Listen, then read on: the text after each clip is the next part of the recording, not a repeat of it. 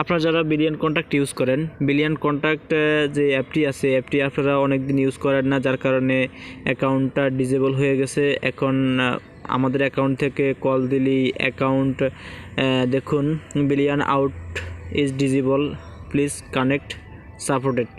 ঠিক আছে, আপনার এই জিনিসটা আসতেছে, এটার কারণ কি? আপনার 3 মাস যাবত আপনি যেই অ্যাপটি আছে, অ্যাপটি আপনি ইউজ না করার কারণে আপনার অ্যাকাউন্টে ডিসেবল হয়ে গেছে। এ কারণে আপনার অ্যাকাউন্টে টাকা থাকা সত্ত্বেও আপনার অ্যাকাউন্টটি সচল নাই। অ্যাকাউন্টে টাকা থাকা সত্ত্বেও আপনার অ্যাকাউন্টে কল যাইতেছে না।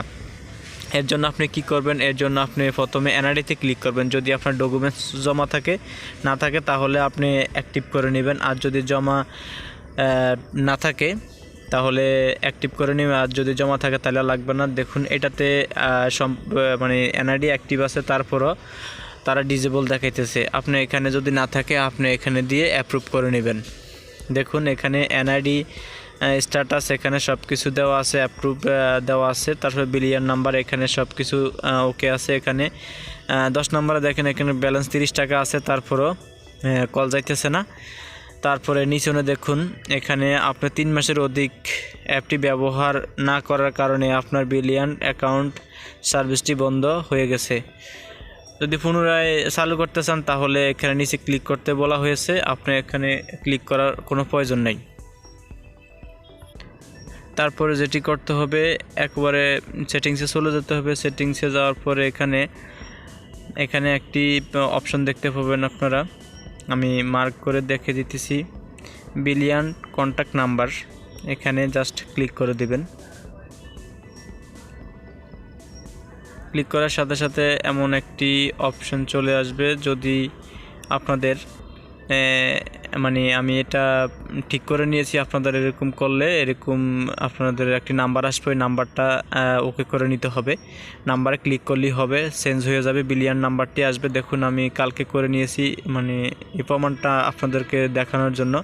আমার 29 দিন এখনও বাকি আছে, প্রতি 3 মাস পর পর আপনারা বিলিয়ন নাম্বার চেঞ্জ করতে পারবেন। এখানে জাস্ট ক্লিক করে দিবেন। ক্লিক করে দেওয়ার পরে এখানে কাজ নাই, সরাসরি হেল্পে চলে যাবেন। হেল্পে চলে যাওয়ার পরে আপনারা যদি বাংলা বোঝেন তাহলে বাংলা করে নেবেন, ইংরেজি বুঝলে ইংরেজি করে নেবেন। হেল্পে যাওয়ার পরে এখানে আপনার সমস্যাটি জানান, এখানে ক্লিক করে দেবেন। ক্লিক করে দেওয়ার পরে নিচে দেখুন, একবারে নিচে আসলে এখানে একটা অপশন আছে 3 মাসের বেশি সময় ব্যবহার করি নাই, এই সমস্যাতে ক্লিক করে দেবেন। দেখুন এখানে যে 3 মাসের বেশি সময় ব্যবহার করি না, এই সমস্যাটার কারণে কিন্তু আমাদের ডিসেবল দেখাচ্ছে। এনআইডি অ্যাক্টিভ করার পরে আপনারা এটাতে চলে যাবেন। এখানে তারপরে আপনি পুনরায় জাতীয় পরিচয়পত্র জমা দেননি, ঠিক আছে?